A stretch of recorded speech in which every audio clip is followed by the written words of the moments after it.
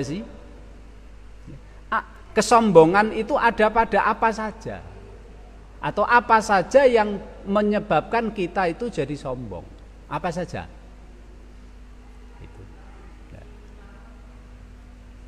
Imam Al-Maqdisi dalam kitab Mukhtasar Minhajul Qasidinnya beliau mengatakan, fil jumlati fakullu ma yumkinu an ya'taqida kamalan fa illam yakun fi nafsihi kamalan amkana an yatakabbaru bihi.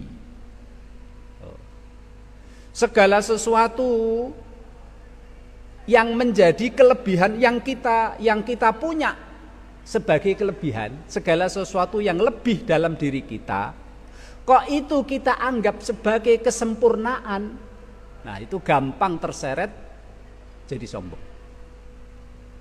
Jadi apapun yang lebih dari diri kita, apapun, ilmu lebih, rajin ibadah lebih, harta lebih, anak buah lebih, kedudukan kita lebih daripada yang lain. Kok yang lebih-lebih yang ada dalam diri kita, yang Allah berikan kepada kita itu, kok kita anggap sebagai kesempurnaan? Gampang sombong, Pak. Supaya tidak sombong bagaimana? Kelebihan yang Allah berikan kepada kita jangan kita anggap sebagai kamalan, sebagai kesempurnaan, tapi ini adalah merupakan ujian dari Allah Subhanahu wa taala. Insya Allah nggak sombong. Ada orang dikasih ilmu, Pak, ilmu yang banyak, ilmu agama yang banyak. Ini kan kelebihan daripada yang lain, tapi dia merasa ini adalah ujian dari Allah. Allah ingin melihat sejauh mana amal ini didakwakan dan ilmu ini didakwakan dan diamalkan. Aku diuji oleh Allah.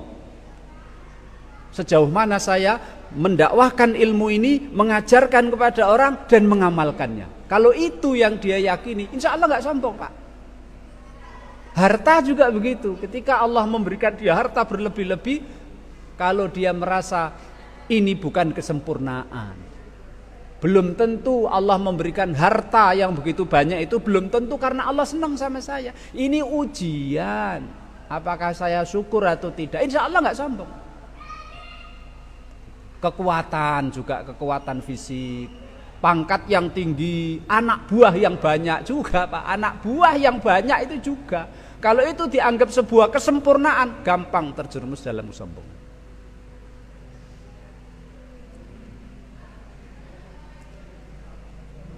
Maka beliau katakan, Pak, gitu.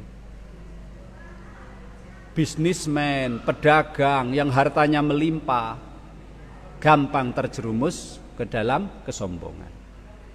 Ya. Wanita, laki-laki yang diberi Allah kelebihan ketampanan, kecantikan, gampang terjerumus dalam kesombongan. Orang yang diberi kedudukan tinggi, anak buah yang banyak, bahkan murid-murid ribuan, Pak, murid yang banyak, itu juga gampang terjerumus dalam kesombongan.